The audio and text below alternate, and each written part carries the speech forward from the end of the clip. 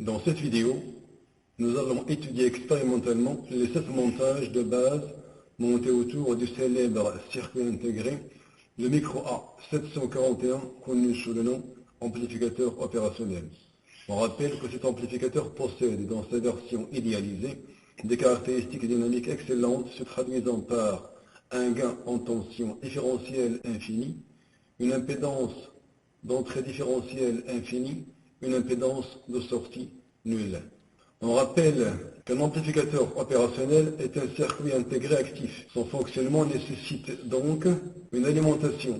On utilisera l'alimentation double plus 15 et moins 15 par rapport à 0. D'autre part, à cause de son gain en tension infinie, pour ne pas le saturer, il doit subir une contre-réaction par une résistance R2 reliant sa sortie à son entrée inverseuse. Sans cette résistance, le fonctionnement des montages où il se trouve ne peut être linéaire. On rappelle que la linéarité d'un montage se traduit par la ressemblance entre les signaux d'entrée et de sortie. Le premier montage que nous allons considérer est le montage amplificateur inverseur. Ce montage est conçu pour amplifier et inverser la phase. Son entrée est donc reliée à l'entrée inverseuse par la résistance R1.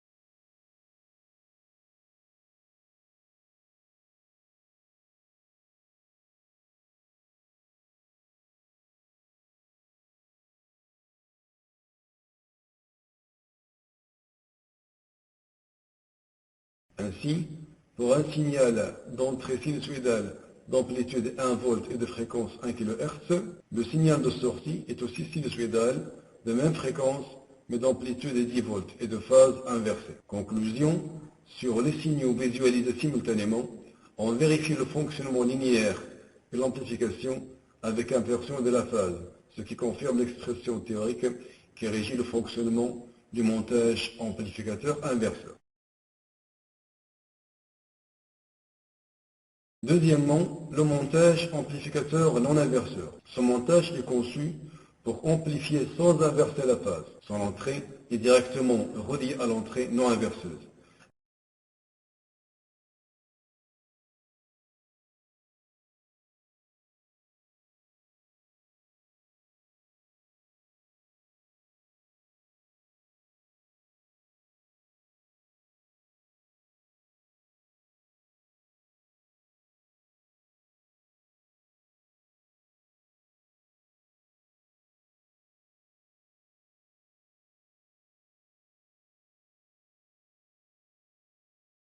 Ainsi, pour un signal d'entrée sinusoïdale d'amplitude 1 V et de fréquence 1 kHz, le signal de sortie est aussi sinusoïdal de même fréquence mais d'amplitude 11 V et en phase avec baisse de t. Conclusion, sur les signaux visualisés simultanément, on vérifie le fonctionnement linéaire du montage et l'amplification sans inversion de la phase, ce qui confirme l'expression théorique qui régit le fonctionnement de ce montage.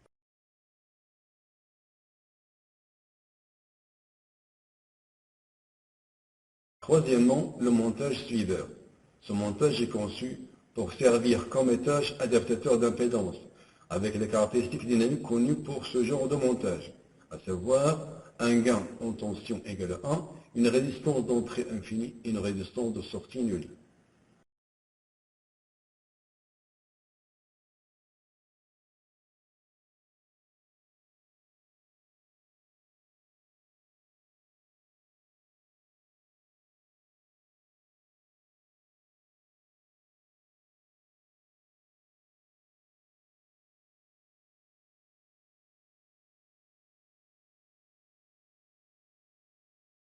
Ainsi, pour un signal d'entrée sinusoïdale d'amplitude 1 V et de fréquence 1 kHz, le signal de sortie est aussi sinusoïdal de même fréquence et de même amplitude.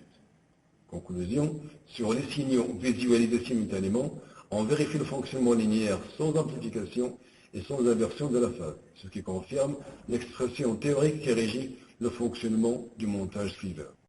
Quatrièmement, le montage additionnaire. Ce montage aux entrées E1 et E2 reliées respectivement par des résistances égales R1 et R3 à l'entrée inverseuse. Ce montage est conçu pour additionner les signaux V1 de T et V2 de T appliqués sur ces entrées.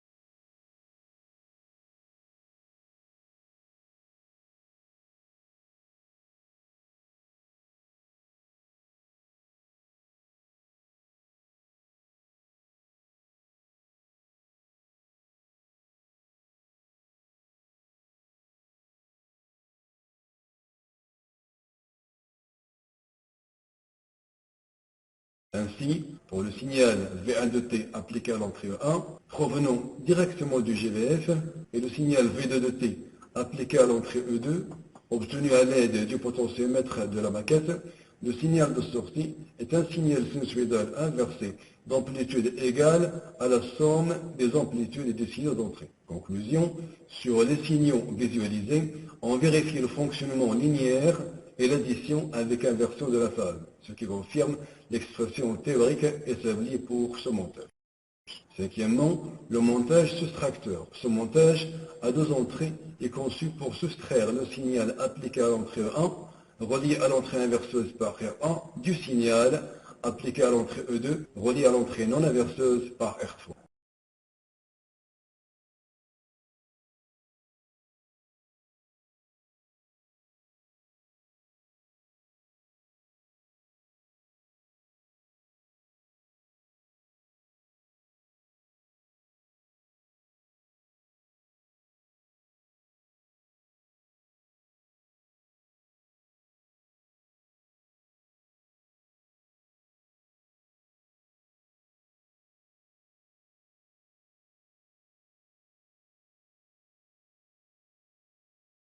Ainsi, pour le signal V1 de T appliqué à l'entrée 1, provenant directement du GBF, et le signal V2 de T appliqué à l'entrée E2, obtenu à l'aide du potentiomètre de la maquette, le signal de sortie est un signal sinusoïdal inversé d'amplitude égale à la différence des amplitudes des signaux d'entrée. Conclusion, sur les signaux visualisés, on vérifie le fonctionnement linéaire et la soustraction avec inversion de la phase, ce qui confirme l'expression théorique établie pour ce montage. Sixièmement, le montage filtre passe-haut. Ce montage est conçu pour amplifier les signaux haute fréquence et atténuer les signaux basse fréquence.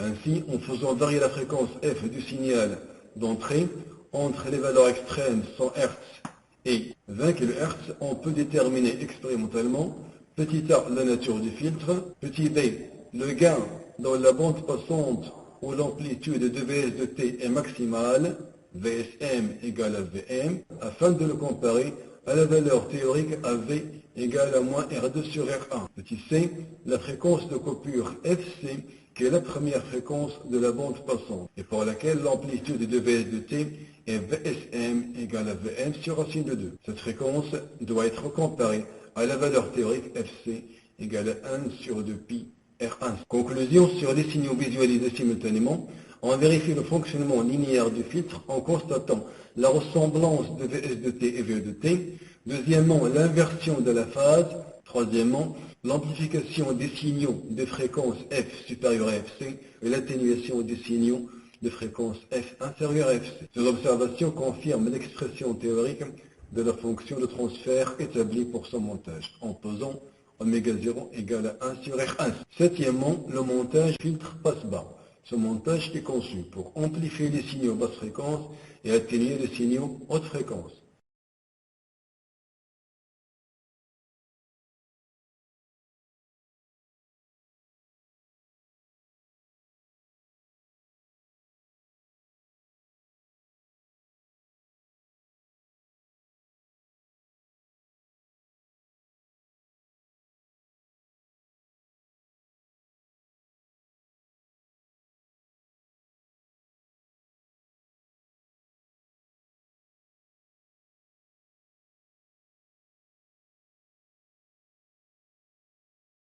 Ainsi, en faisant varier la fréquence f du signal d'entrée entre les valeurs extrêmes 100 Hz et 20 kHz, on peut déterminer expérimentalement petit a, la nature du filtre, petit b, le gain dans la bande passante où l'amplitude de Vs de t est la plus grande, Vsm égale à Vm, ce gain doit être comparé à la valeur théorique AV égale à moins R2 sur R1. Petit c, la fréquence de coupure Fc qui, pour un filtre passe-bas, est la dernière fréquence de la bande passante et pour laquelle l'amplitude de Vs de t est Vsm égale à Vm sur racine de 2.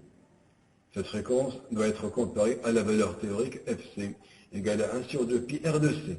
Conclusion. Sur les signaux visualisés simultanément, on vérifie. Premièrement, le fonctionnement linéaire du filtre en constatant la ressemblance de Vs de t et V de t. Deuxièmement, l'inversion de la phase. Troisièmement, l'amplification des signaux de fréquence F inférieure à Fc et l'atténuation des signaux de fréquence F supérieure à Fc. Ces observations confirment l'expression théorique de la fonction de transfert établie pour son montage, en posant ω0 égale à 1 sur R de C.